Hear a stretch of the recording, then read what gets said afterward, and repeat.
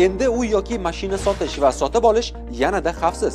Adliya vazirligi tomonidan ro'yxatdan o'tkazilgan nizomga ko'ra 2026-yil 1-apreldan boshlab uy-joy, yer va boshqa ko'chmas mulklar, ishlab chiqarilganiga 10 yildan oshmagan ayrim avtomobillar hamda maxsus avtotransport vositalarini oldi-sotisida yangi tizim joriy etiladi. Ya'ni endi siz uy yoki mashina sotib olayotganda pulni qo'lga berib emas, bank orqali xavfsiz tarzda o'tkazasiz. Bu notarius va banklar o'rtasidagi elektron ma'lumotlar almashish yo'li bilan amalga oshiriladi. Deylik, siz uy yoki mashina sotib olyapsiz.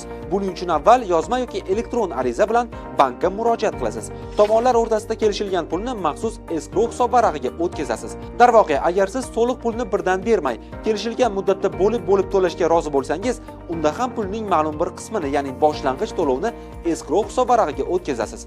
Agar uy yoki mashinani sotib olish uchun kredit olgan bo'lsangiz, bankning o'zi notariusga pul ajratilgani haqida xabar beradi. Shundan so'ng sotuvchi bilan birga notariusga borasiz. Notarius bank tizimi orqali escrow hisob varag'ida pul haqiqatan borligini tekshiradi. Hammasi joyida bo'lsa, shartnoma notarial tasdiqlanadi. Shundan keyin pul mablag'lari sotuvchining hisob varag'iga o'tkaziladi yoki sotuvchining so'roviga ko'ra naqd shaklda taqdim etiladi.